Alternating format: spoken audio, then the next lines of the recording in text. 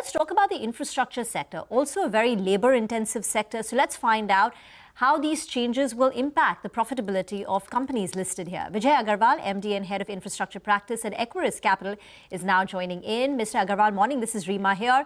First, give us, the impact as you see it of the proposed changes in the labor code. Thanks, Reema, for inviting. See, these labor codes are a very progressive steps in the country, and we were all waiting for last 5 years where the laws have been passed, but they were not operationalized. Now, definitely every sector will have a mixed bag.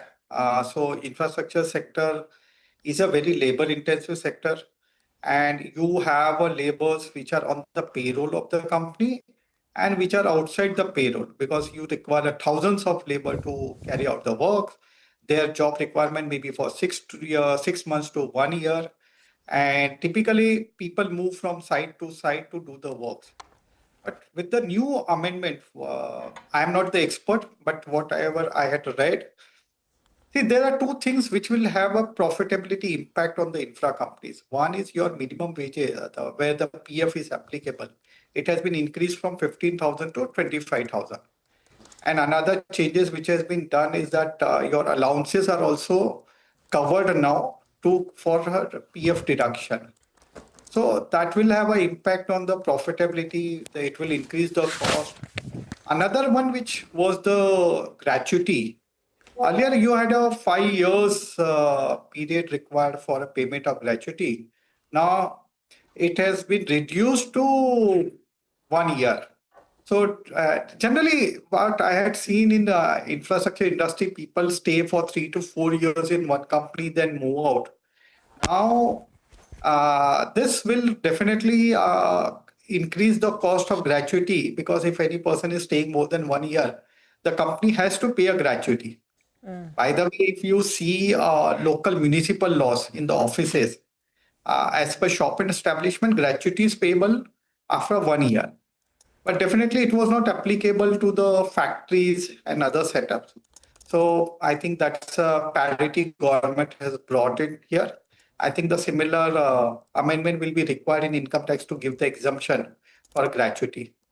So I think on the labor side also, once you are paying the wages to the laborers, and generally 18 to 20,000 are the wages which you are paying to laborers as a minimum wages across India. So now you will have to pay a PF on this 20,000 amount, not on 15,000 amount.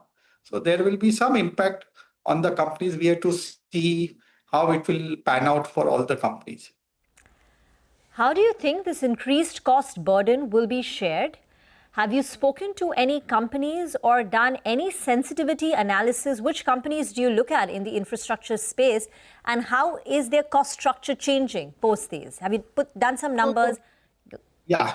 So generally, ballpark number 6 to 8% is the employee cost in most of the infra companies. Okay. And maybe I think maybe a 0.2% impact may come for these companies because of these changes. Sorry, 6 to 8% is the employee cost as a percentage of overall expense, and the increase will be? 0.2 to 0.3%, not more than that. I don't see it will be a major impact of that.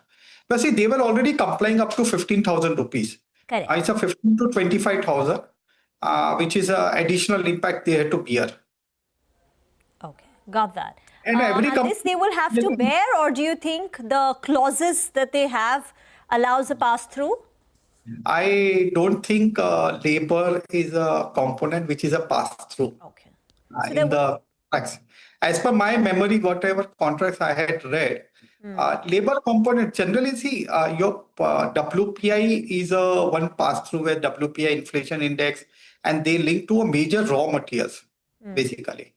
Rest of the cost is a fixed cost for the companies basically.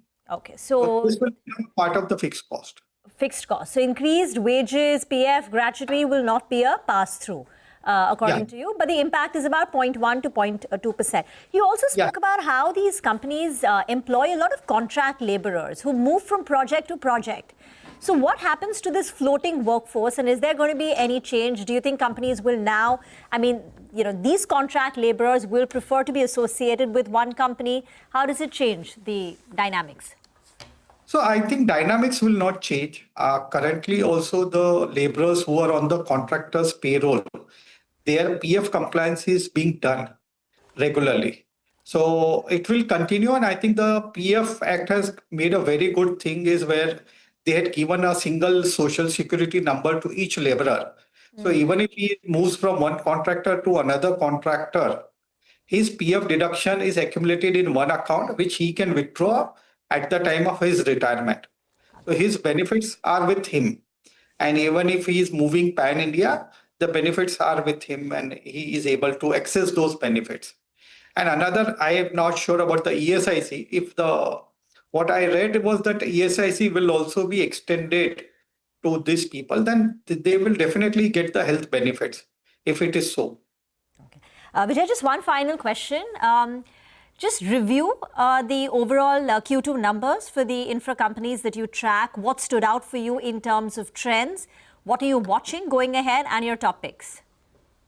So I think if I see the road companies, definitely order book is a big challenge. And that's why that is also being impacted on their growth. So most of the companies are guiding for 5 to 10% revenue growth in this year. And we have to really watch how many companies will able to meet those guidance. But see, everyone is already impacted because of order book.